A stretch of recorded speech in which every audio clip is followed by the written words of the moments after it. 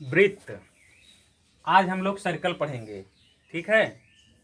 आज इसका सबसे पहले डिफिनेशन देख लेते हैं। देखिए परिभाषा, किसी समतल में एक स्थिर बिंदु से समान दूरी पर स्थित समस्त बिंदुओं से बनी आकृति को वृत्त कहते हैं। क्या कह रहा है, किसी समतल में, जैसे ये समतल हो गया सपोज करिए, और एक स्थिर बिंदु, अब इस पे कोई पॉइंट आप ले लीजिए, समतल पे आप कोई पॉइंट ले लीजिए और उससे एक निश्चित दूरी पे, जैसे कि यहाँ से आप कोई निश्चित दूरी ले लीजिए, 5 सेंटीमीटर ले लीजिए, और अब ये समतल हो गया, ये पॉइंट हो गया, कोई बिंदु हो गया। अब इससे निश्चित दूरी पे चारों तरफ ऐसे ही 5-5 सेंटीमीटर करके कोई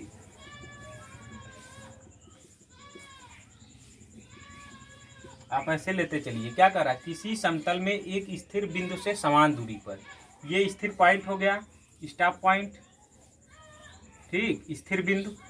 अब इससे समान दूरी पर स्थित समस्त बिंदुओं से, अब इस समान दूरी पे, अब समझ लीजिए जितने भी बिंदु बन रहे हैं पॉइंट,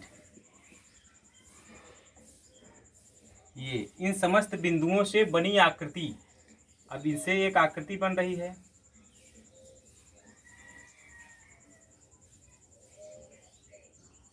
को वृत्त कहते हैं। यही जो आकृति बनी, इस आकृति को क्या कहेंगे आप, वृत्त कहेंगे। तो अब देखिए, अब ये वृत्त हमारा बन गया, ऐसी आकृति को वृत्त बन कहते हैं। ये परिभाषा है, आप लोग इसको नोट कर लीजिए, आईएमपी पॉइंट, अभी बाद में नोट करिएगा। तो अब सबसे पहले इसके महत्वपूर्ण बिंदु देख लेते हैं, क्या क्या इसमें होता है, इस वृत्त में क्या क्या आप इसको जानेंगे, कैसे इसको आप समझेंगे, ये मैथ में कैसे यूज होता है, गणित में, उसको आज हम बताते हैं। पॉइंट देखिए, सबसे पहले पॉइंट क्या था, ये इसका पॉइंट था, मेन पॉइंट, इसको केंद्र बोलते हैं। क्या बोलते हैं इसको,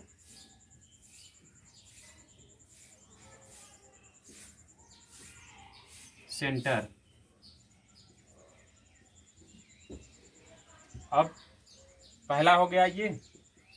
अब दूसरा क्या है, परिधि। परिधि क्या होता है, इसको चारों तरफ जो हमारा आकृति, जिस पे पॉइंट, जो पॉइंट का समान दूरी पे पथ होता है, रास्ता होता है, जैसे ये पॉइंट बना था और इससे जो रास्ता बना हमारा, ये सभी, ये जो आकृति दिख रही है, इसको टोटल क्या कहते हैं, परिधि कहते हैं, ठीक। इंग्लिश में क्या कहते हैं इसको, सरकमफ्रेंस, इंग्लिश के सरकमफ्रेंस कहते हैं। पॉइंट, 2 पॉइंट हो गया। अब नेक्स्ट देखते हैं व्यास। अब देखिए इसमें व्यास क्या होता है,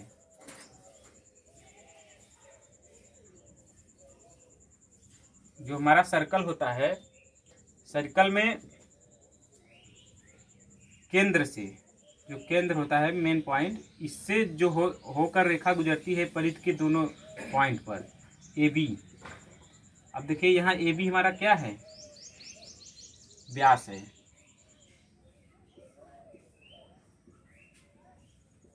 आप लोग समझते चलिए, व्यास को इंग्लिश में क्या कहते हैं, डायामीटर। व्यास डायामीटर हो गया।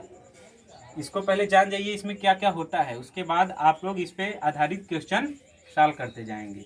अब देखिए नेक्स्ट आते हैं जीवा।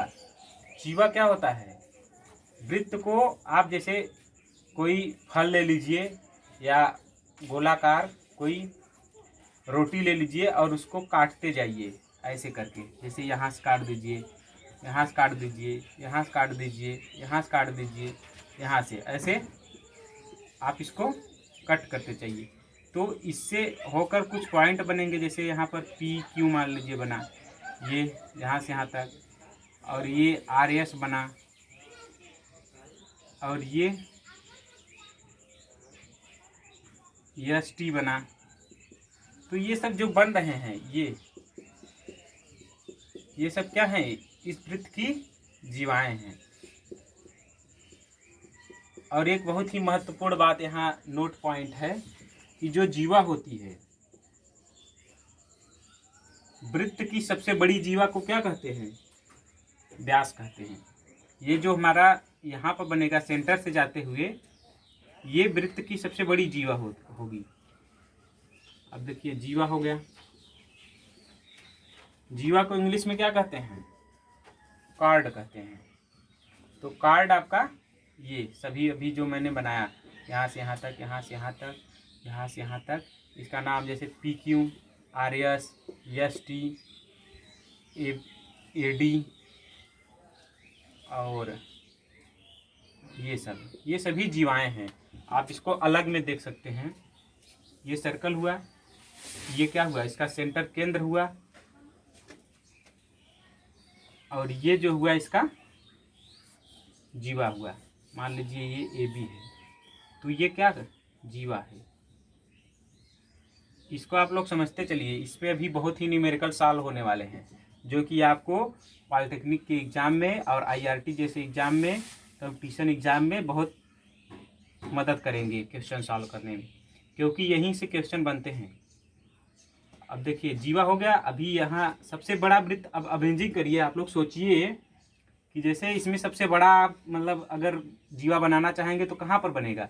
अगर यहाँ बनाएंगे तो सबसे छोटा जीवा हो जाएगा, और यहाँ बनाएंगे तो भी अभी छोटा है। सबसे बड़ा कहाँ पर बनेगा? जब ये सेंटर पॉइंट जो है इसका P पॉइंट, इससे होकर जब कोई जाएगा, जैसे ये, या यहाँ से ऐसे बना दीजिए आप। समझ में आ रहा है? क्यों? P मान लीजिए इसका नाम है, इसका नाम मान लीजिए OP है। तो सबसे बड़ा जीवा इसमें क्या है? OP। OP बड़ा है किससे? AB से। और QT ये भी बड़ा है किससे? मान लीजिए ये AB से।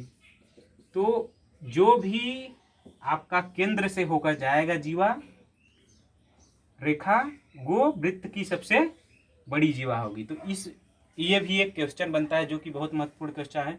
आपको ये क्वेश्चन देखने को मिल जाएगा किसी भी कॉम्पिटिटिव एग्जाम में, कि जो जीवा होती है सबसे बड़ी, अगर जीवा बनाए हम वृत्त में, तो वो क्या कहलाएगी? वो क्या कहलाती है? व्यास कहलाती है।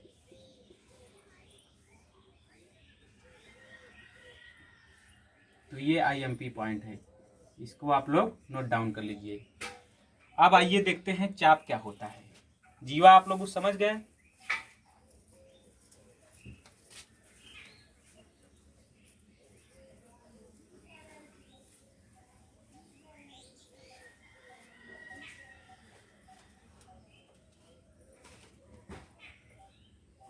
आप लोग इसको वीडियो को पॉज करके पीछे करके नोट डाउन कर सकते हैं।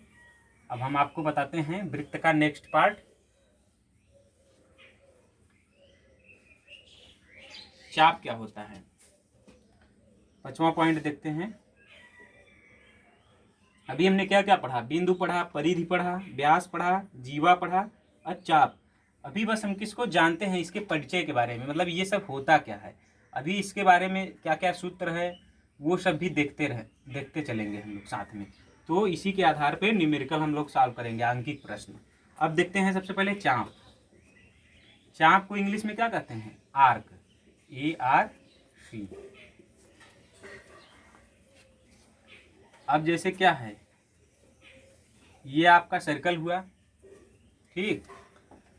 तो जब सर्कल आप बनाएंगे या प्रकार से, जैसे ये प्रकार हो गया मान लीजिए, अब प्रकार से ऐसे ये बनाएंगे तो इतना जितना मीट रहा है, देखते चलिए ध्यान से, इतना जितना आकृति मीट रहा है, ये सब जितना जितना मीटा, आप समझ लिए कि ये बना। यहाँ P पॉइंट था, मान लीजिए केंद्र था,